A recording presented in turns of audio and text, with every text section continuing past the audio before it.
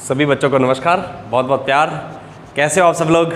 मेरा विश्वास आप सब लोग बहुत अच्छे होंगे और आपकी तैयारी भी बहुत अच्छी चल रही होगी यदि आप नियमित वीडियो देख रहे हैं और साथ साथ होमवर्क कर रहे हैं। क्योंकि बच्चों अपने देखें गणित में मुख्यतः एक तो होमवर्क करना साथ साथ और एक दोहरान, ये दो बातें यदि अपनी गांठ बांध लें तो गणित में अपने बिल्कुल कामयाब हैं, बिल्कुल सफल विद्यार्थी के रूप में उभर कर आगे आ सकते हैं।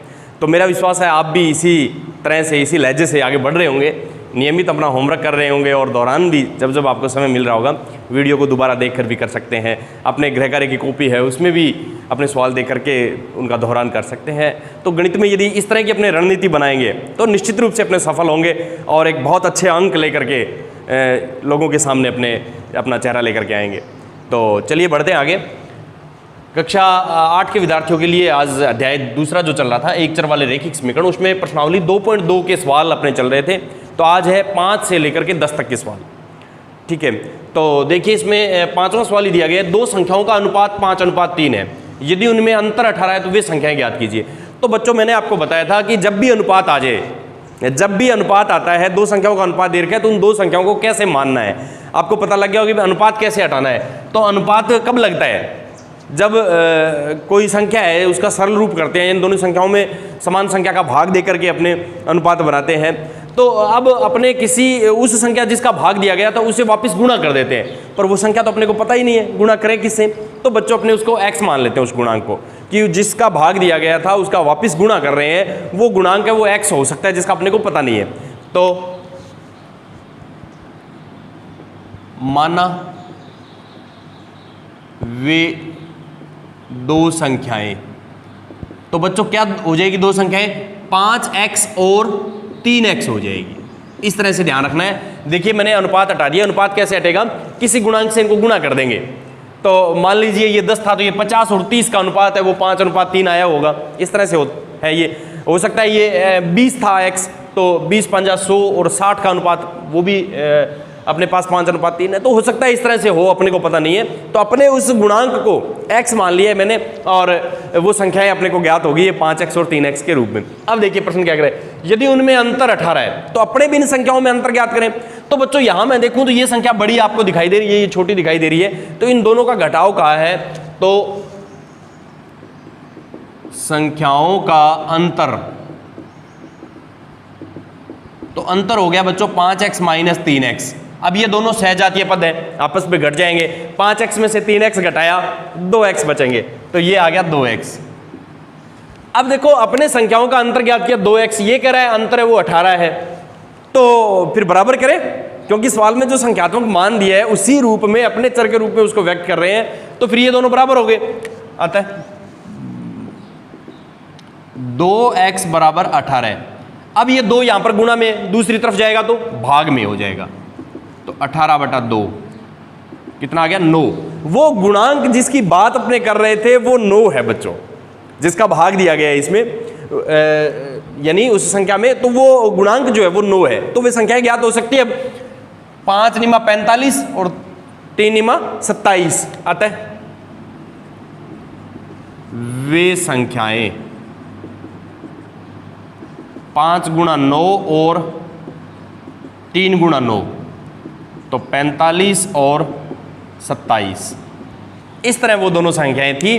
45 और 27 का यदि अनुपात ज्ञात करेंगे तो बच्चों 5:3 आएगा, और यदि मैं इसको घटा के देखूंगा तो 18 आएगा।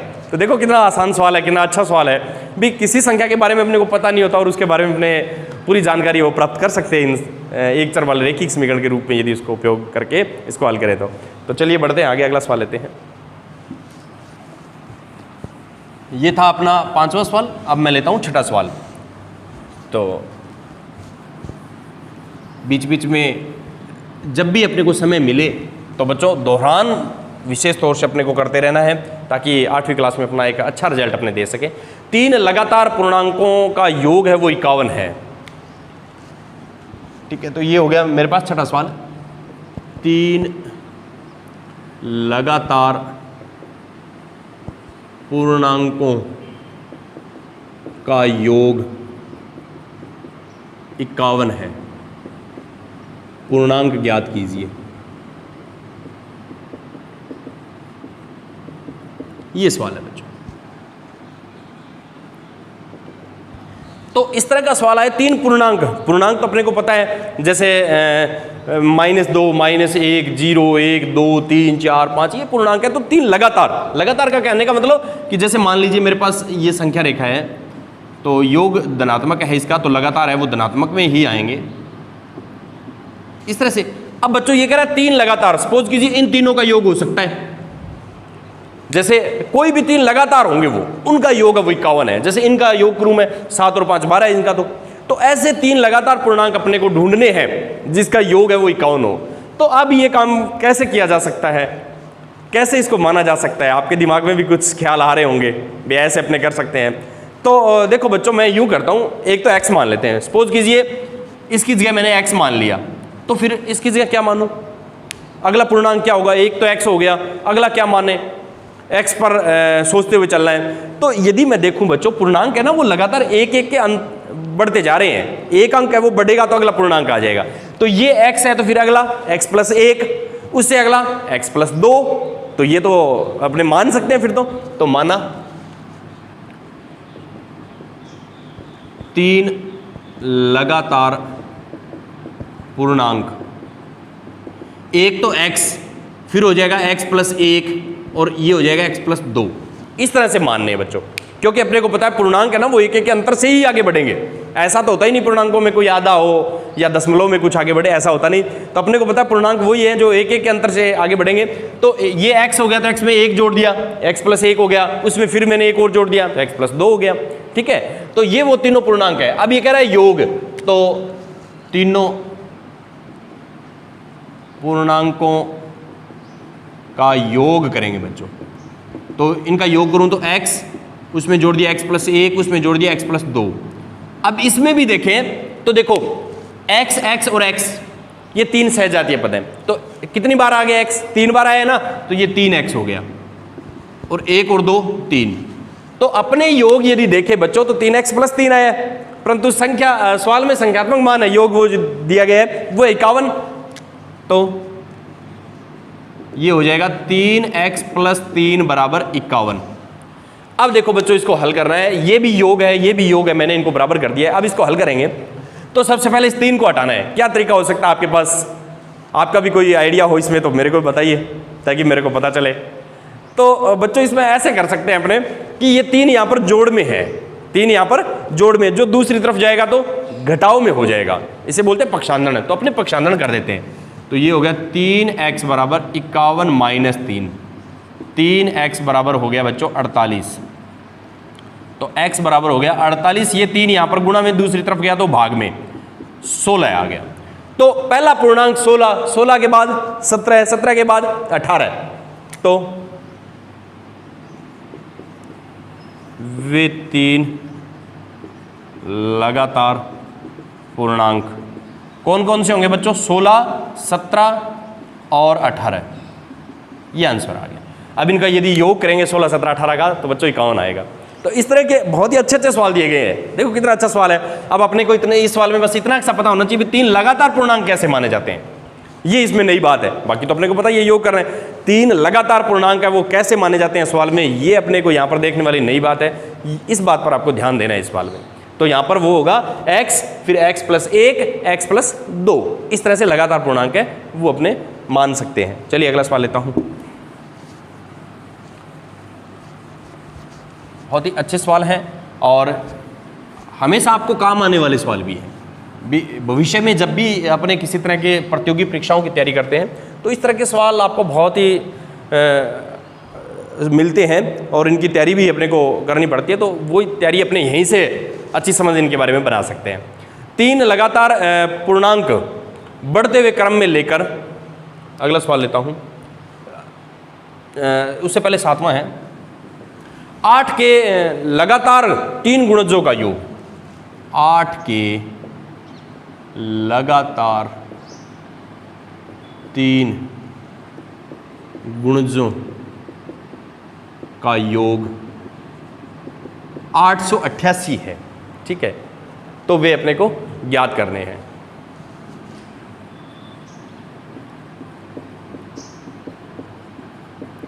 गुणज ज्ञात कीजिए। अब देखो इस सवाल में नई बात जो आई है वो है गुणज वाली, 8 के गुणज। तो 8 के गुणज का मतलब है 8 के पहाड़े में 3 संख्याएं। जैसे 8 का पहाड़ा मैं यूं लिखूं बच्चों,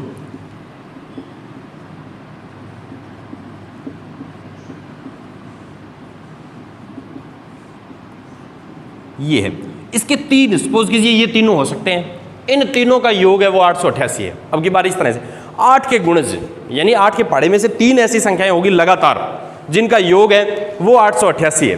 तो अब इनको कैसे माने, अब क्या तरीका हो सकता है भी, ये मानिए सपोज करो इस तरह 8 की 3 कोई भी हो सकती है, सपोज कीजिए ये वाली हो सकती है 3 वो।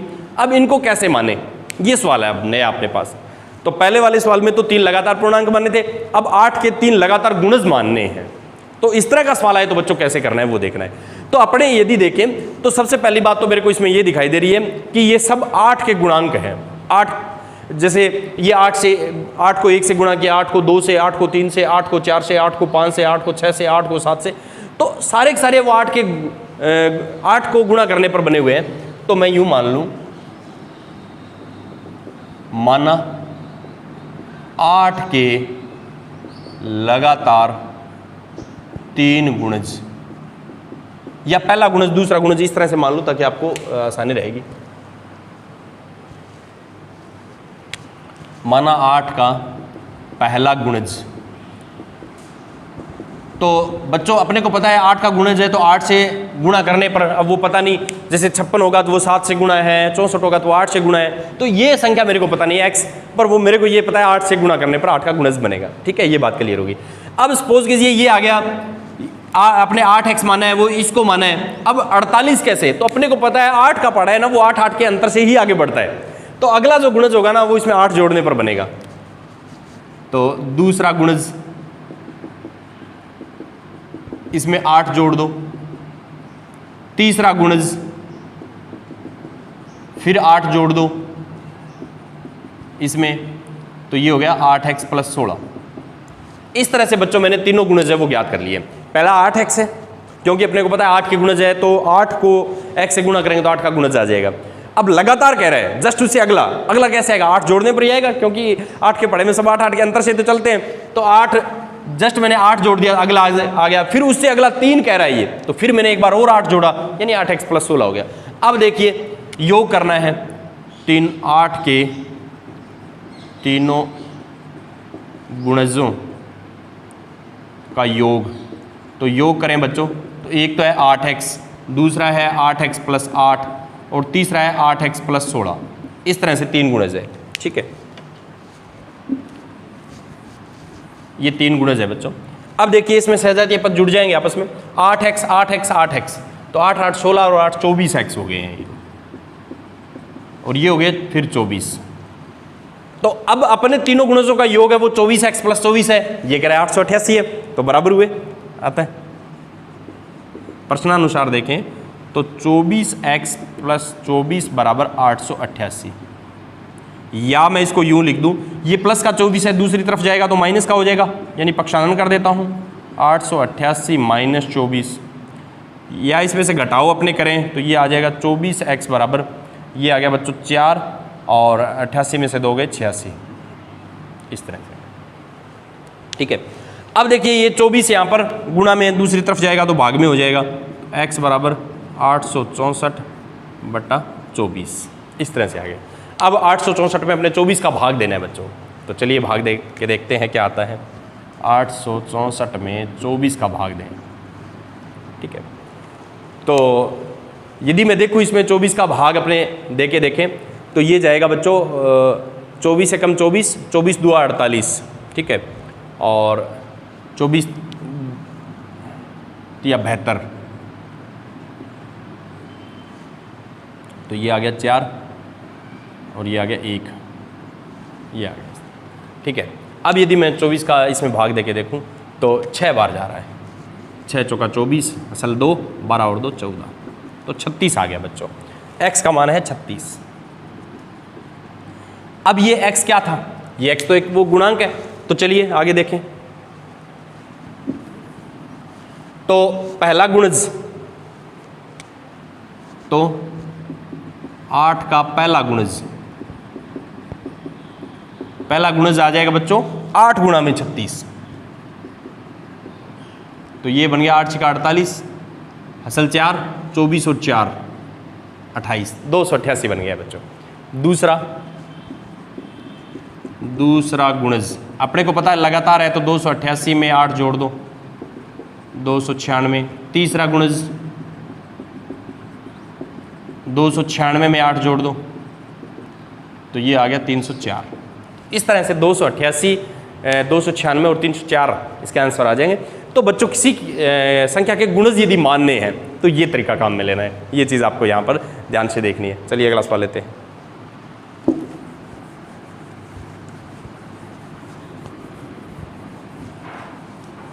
बहुत ही अच्छे सवाल हैं और रुचिकर सवाल भी हैं, पर थोड़ा अभ्यास ज़रूर ये मांगते हैं। यदि आपका अभ्यास अच्छा है, दोहरान यदि अच्छा है इनका, तो बिल्कुल अपने निश्चित रूप से अपने को सवाल आने शुरू हो जाएंगे। 3 लगातार पूर्णांक बढ़ते हुए क्रम में लेकर, सवाल नंबर है 8 मेरे पास। 3 लगातार पूर्णांक बढ़ते हुए क्रम में लेकर, 3 पूर्णांक है वो बढ़ते हुए क्रम में लेने हैं, उन्हें क्रमशः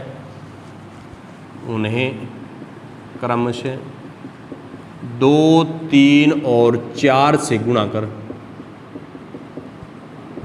यानी पहले को 2 से गुणा करना है, दूसरे को 3 से करना है, फिर 4 से गुणा करना है। गुणा कर योग करने पर योगफल वो 74 प्राप्त होता है। गुणा कर योग करने पर योगफल 74 प्राप्त होता है। तो वे अपने को तीनों पूर्णांक वो ज्ञात करने हैं।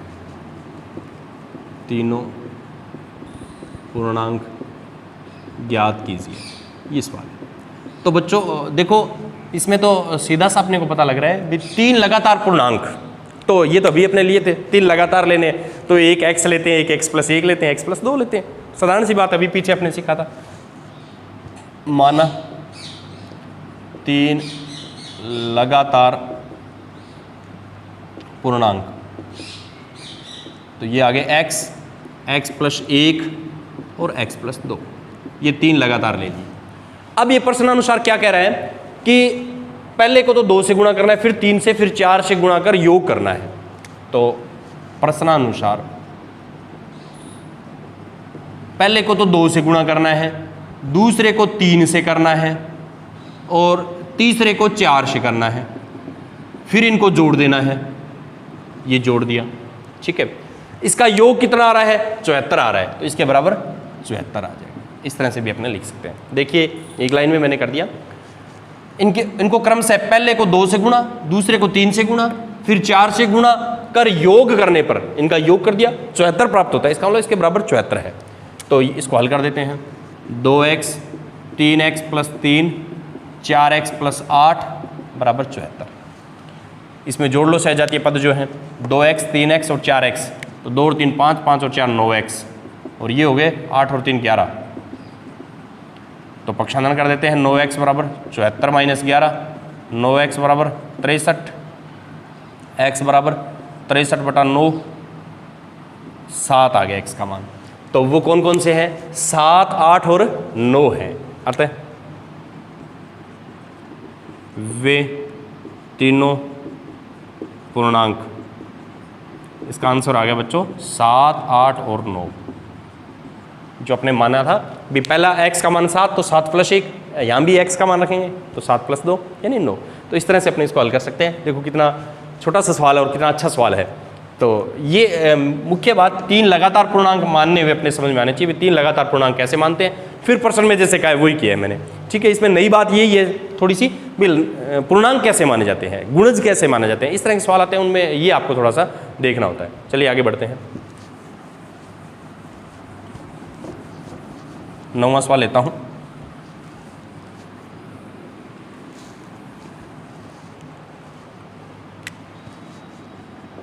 नौवां सवाल यदि मैं देखूं तो राहुल और हारून की जो वर्तमान आयु का अनुपात है 5:3 है, ठीक है।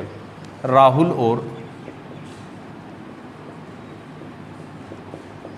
हारून की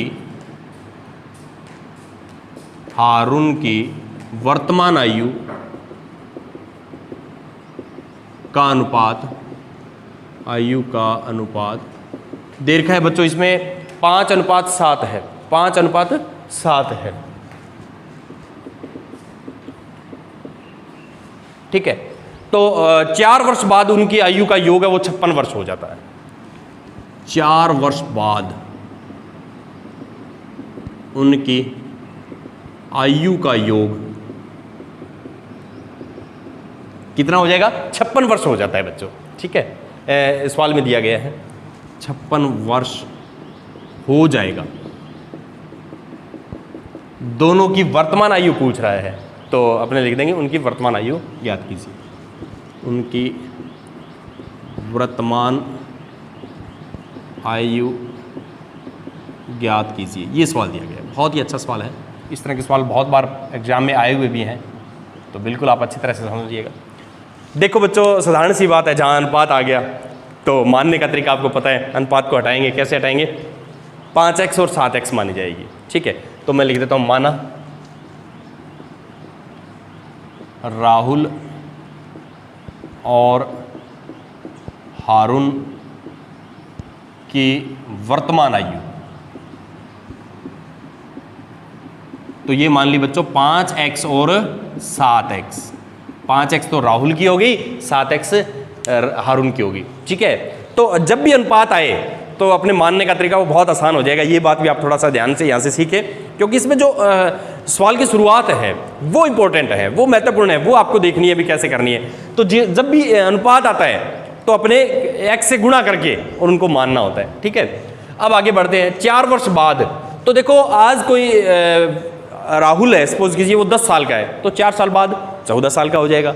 आज सपोज कीजिए हारून है, वो 20 साल का है, 10 साल बाद 24, तो दोनों में 4 जुड़ जाएंगे। तो 4 वर्ष बाद, 4 वर्ष बाद राहुल और हारून की आयु 4 वर्ष बाद, तो 5x में भी 4 जोड़ देंगे और 7x में भी 4 जोड़ देंगे। देखो बच्चों, मैंने दोनों में 4 जोड़ दिए। क्यों जोड़ दिए? क्योंकि 4 साल बाद की बात कर रहा है ये, तो अपने 4 जोड़ देते हैं। ठीक है, आई बात समझ में? चलिए आगे बढ़ते हैं। अब ये कह रहा है उनकी आयु का योग है वो 56 वर्ष है। 4 वर्ष बाद उनकी आयु का योग, तो अपने भी करें पहले उनकी आयु का योग, तो 5x + 4, 7x + 4, तो ये हो गया 12x और 4 और 4 8, ये आ गया। अब देखो प्रश्नानुसार, अपने तो कह रहे हैं योग है वो 12x + 8 है, अपने तो कह रहे हैं 12x + 8 है, 8 है, और सवाल में जो दिया गया वो है 56 आता है। 12x + 8 = 56। तो बच्चों ये 8 है, इसको हटाना है यहाँ से, तो 8 यहाँ पर प्लस का है, दूसरी तरफ जाएगा तो माइनस का हो जाएगा।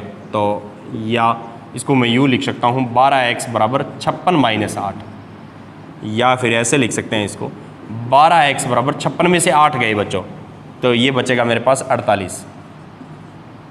या फिर मैं यूँ लिख दूँ, ये 12 यहाँ पर गुणा में है, दूसरी तरफ जाएगा तो भाग में हो जाएगा। x का मान कितना आ गया बच्चों? 4 आ गया। x का मान 4 आया तो उनकी वर्तमान आयु 5 × 20, 7 × 28। अतः राहुल की वर्तमान आयु ये हो गई बच्चों 5 × 4, 20 वर्ष, और हारून की आयु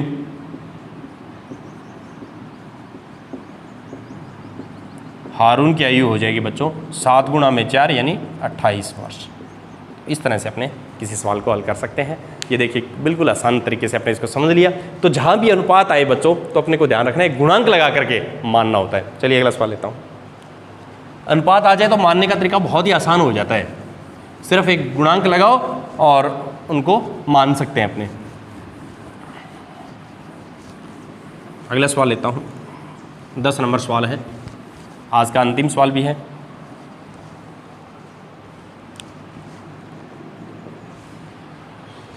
किसी कक्षा में बालक और बालिकाओं की संख्याओं में अनुपात 7:5 है।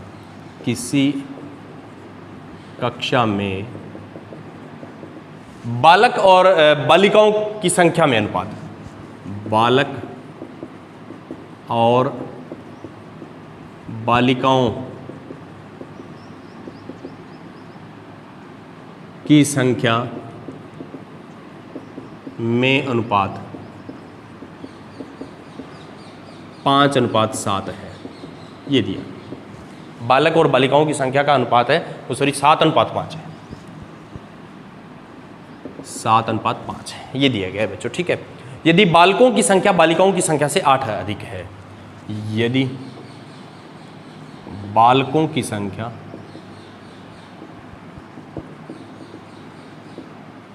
बालिकाओं की संख्या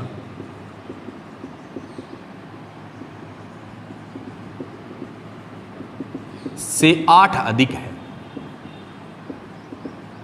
तो कक्षा में अपने को कुल विद्यार्थी ज्ञात करने हैं। तो कक्षा में कुल विद्यार्थी कितने हैं, या यूं कह दें कुल कितने विद्यार्थी हैं या कुल विद्यार्थी कितने हैं, ये सवाल है। तो चलिए हल करते हैं। तो बच्चों इसमें देखूं तो बालक और बालिकाओं का अनुपात दे रखा है, तो मानना बहुत आसान हो गया अब आपके लिए। माना बालक और बालिकाओं की संख्या, माना कक्षा में बालक और बालिकाओं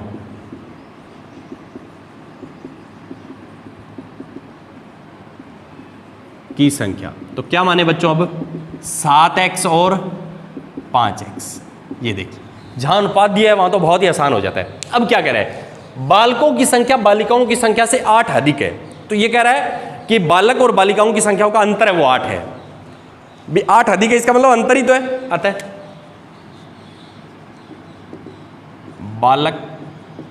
बालकों व बालिकाओं की संख्या में अंतर ज्ञात करते हैं। तो 7x में से 5x घटाऊं कितना है बच्चों, 2x। अपने तो कह रहे हैं अंतर 2x है और इसने कहा अंतर है वो 8 है, तो 2x बराबर 8 आ गया बच्चों। x बराबर 8/2 यानी 4, x का मान 4 आ गया। तो अब अपने ज्ञात कर सकते हैं क्या बालक कितने और बालिका कितनी है। तो बालक तो हो गए 7 चौका 28 और ये हो गए 5 चौका 20। अतः बालकों की संख्या 7 गुणा में 4 28, बालिकाओं की संख्या